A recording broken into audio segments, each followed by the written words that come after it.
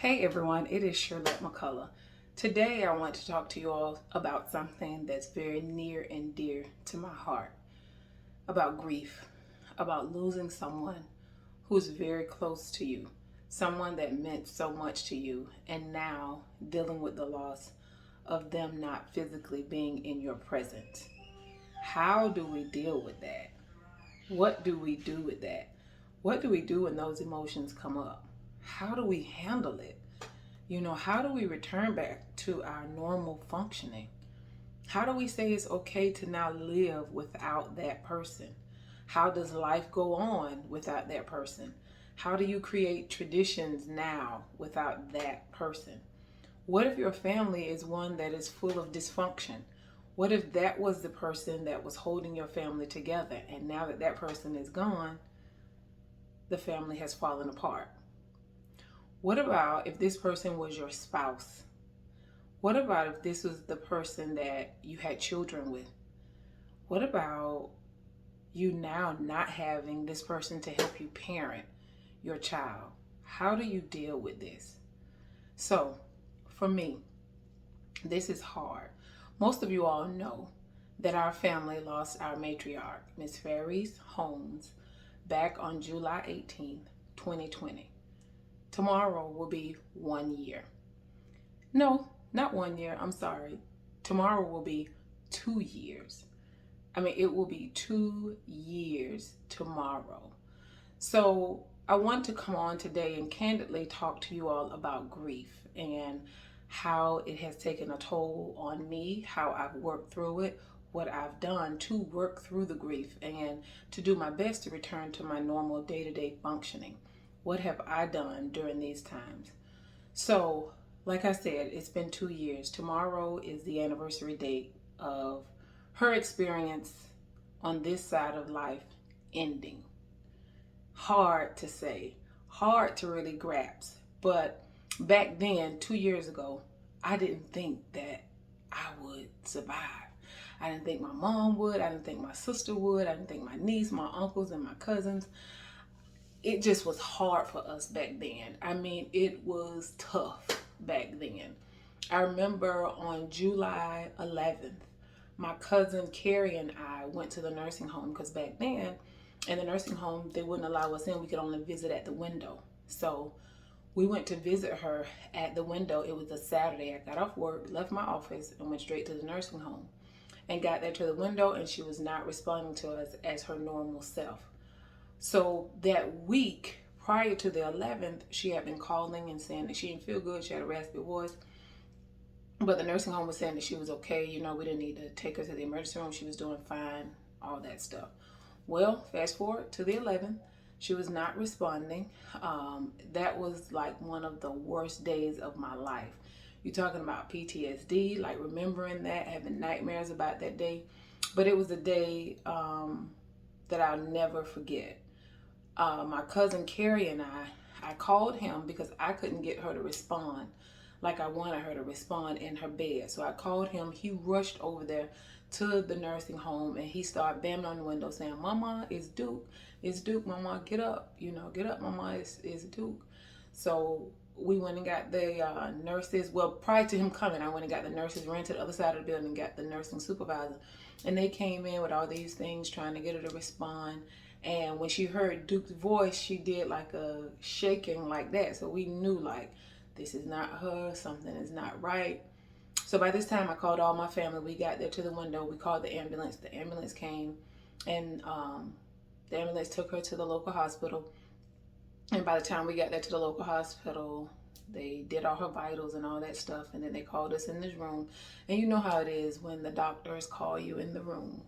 So they were very honest with us about her condition and what was going on. And they were suggesting hospice. So, when we hear the word hospice, nobody gets excited. Nobody feels like there is hope. It feels like all hope is gone when you hear the words hospice. So we were praying and let everybody know, that our whole family know what was going on and all those things. And they were just keeping her comfortable. And we were able to go in and see her. One of the hospital administrators allowed us to go in on a rotational basis. I remember the night after we were told that they were putting on hospice, I remember reaching out to the administrators for that hospital, and they responded right back to me and told me that they would allow us in to her room specifically. They created a special pathway for us to get to her room. They put her at the end of the hallway where we could just come in from outside to see her and go back out. So we did that on a rotational basis. And I remember my last time talking to her while she was alive. She couldn't respond, but I remember singing her favorite song to her. Down through the years, the Lord has been good to me. So I remember singing that to her, and she did like a gesture which lets me know she heard me.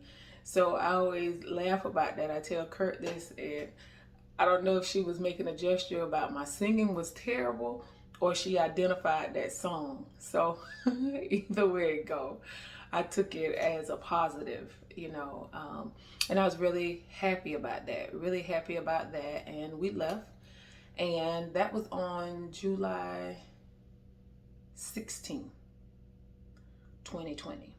And then she took her last breath on July 18th, 2020 at 11 something in the morning. So I remember getting that call that she was gone, and Kurt was home with me, and I just fell in my husband's arms and just did a scream, like one of those bellow screams, like it seemed like it came from the bottom of my feet up through my mouth. It felt like a little release. So dealing with that was hard.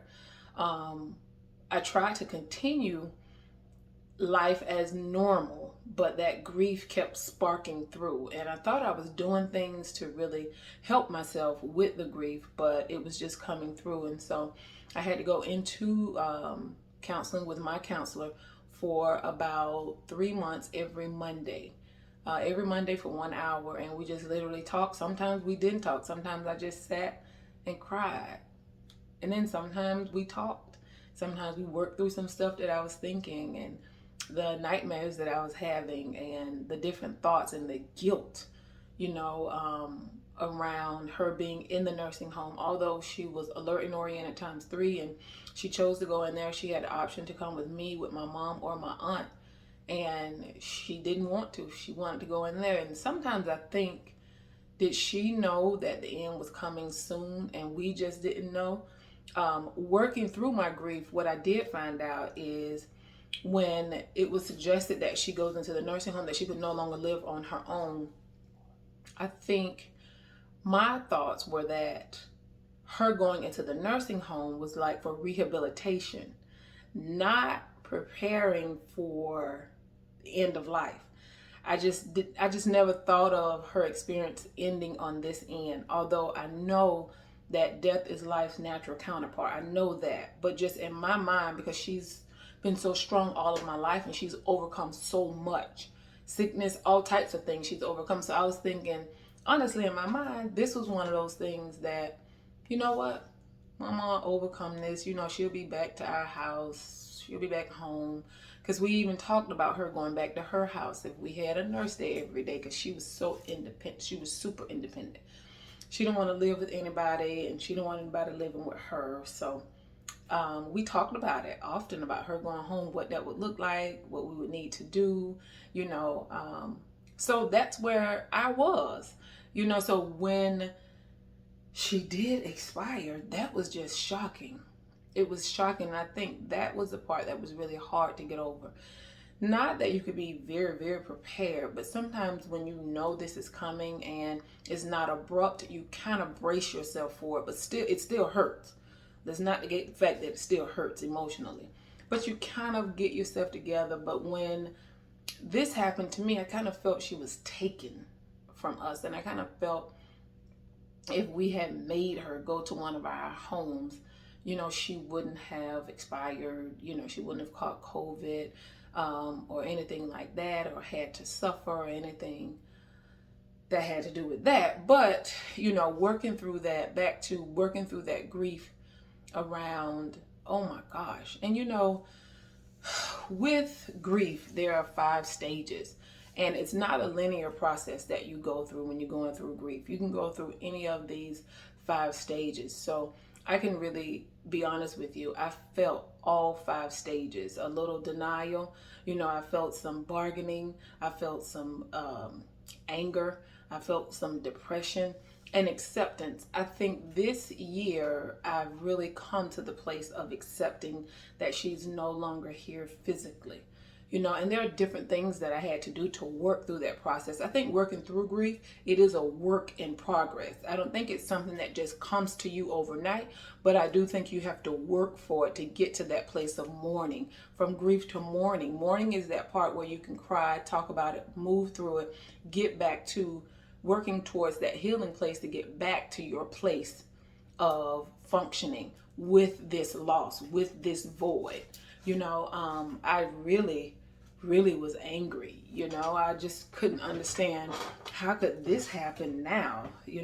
Why did it happen? And she was 93 years old, but still, I wasn't prepared for it and I wasn't ready for it to go.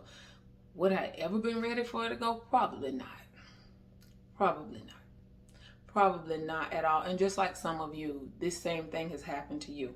It could have been your grandmother. It could have been your mom. It could have been your siblings. It could be your child. It could be your child's father. It could be your spouse. It could be a coworker. It could be a best friend. It could be anyone that was very close to you that meant a lot to you and they're no longer physically here. That's a pain. I mean, it is a pain you cannot take a Tylenol for. There is no medicine that you can take that really takes that pain away. It can numb it for a little while, but then you're right back at it. So the other thing that I had to deal with, and I still cope with it, which are triggers. What are some of the triggers that you experience around this that puts you right back at that place of losing this person?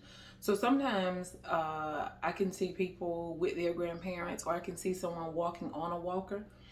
Recently, Curtis and I was at Bahama Breeze, and we saw someone that was the complexion of my grandmother. I mean, she was on her walker. She was feisty. Looked like she was around the age of my grandmother. It was a trigger, and oh my gosh. Woo!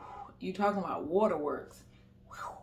It just came down. But, just got myself back together and just literally say it, articulate it. I miss her so much. I literally know that feeling that I feel. It's a feeling of pain. It's an emotional pain. And I just miss her. I've worked through a lot of the anger around it. I've worked through a lot of the guilt. Sometimes that guilt does come back. I feel that sometimes heavy, but I'm working through it. And I can say from 2020 to now, I've gotten so much better. Life is different. One of the ways that I celebrate her is every November, we do share a meal in memory of Mama, where we feed families in the Apopka area, Seminole County area, Osceola County area, of single mothers with children, any number of children.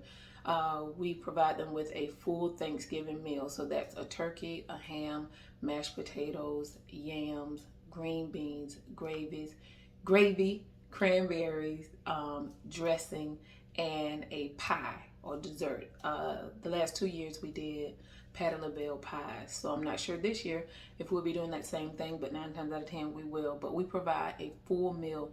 So what happens is some people in our community, they do give us money towards that, but most of it is out of me and Curtis's pocket.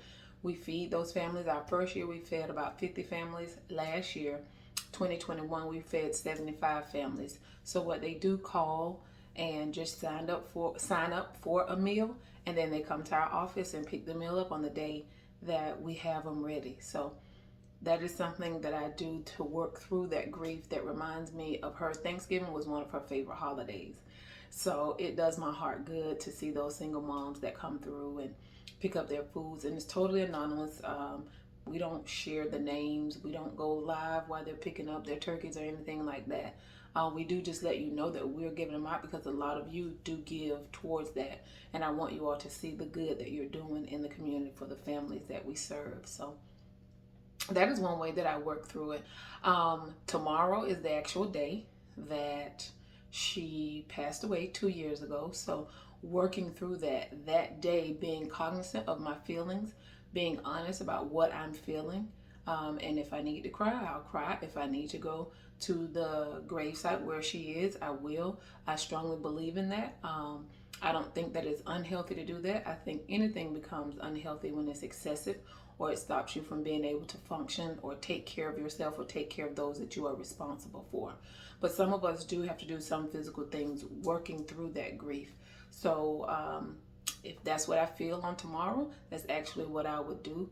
But tomorrow, if I feel like just celebrating her and doing something around her, that's what I'm going to do on tomorrow as I'm working through this grief. I want you to be honest with yourself. Those of you who have lost someone, it's not bad if you're still crying and it's been over a year, if it's been over 2 years and it still feels like, oh, it just happened. Possibly it's time for you to get some therapeutic help, time for you to talk to someone. And if you're not open to therapy, how about just talking to someone that you trust, someone that can really hold space for you, where you can feel safe and talk through these emotions. In talk therapy, one of the things that we do when it comes to grief is we allow you to be you. We allow you to say the things that you want to say, and we help you with insight. We give you different tools and tips to work through, and we normalize some of the things that you are feeling. Sometimes when we sit in our thoughts and we don't know where this is coming from, why I'm thinking this, is this normal? We guilt ourselves and we're so mean to ourselves where we can't practice self-compassion. But when you're going through grief, self-compassion is one of those things that you actually have to allow yourself to do for you. Taking care of yourself. Self-compassion is a part of self-care, and it's so important to do. Listen, grief untreated can lead to a mental health diagnosis. Grief untreated can lead you down a path that you do not want to go. So if you find yourself being extremely irritable, if you find yourself crying at the drop of a dime, if you find yourself not wanting to connect with people, if you find yourself on certain days you're not able to function, possibly it's time for you to get into therapy for some treatment around this serious challenge that you're having. And remember, trauma does not self-heal. It does not self-heal. Dishonesty prevents healing as well. So if you know that you're not feeling well, if you recognize that your behaviors they're just off, love yourself enough to get help. Get some help. It's okay. It is okay to get help. But today I just wanted to come on candidly and talk to you all about my experience with losing Mama, and to let you all know where I am today. So many of you were just very supportive of me and my family during that time. And so I just thought it was just necessary to come on today and share this with you all. Thank you so much. Please leave me a comment. If you have any questions or anything like that, you can always email me. My email address is shirlette@shirlettemccullough.com. You can always visit my website as well, www.shirlettemccullough.com.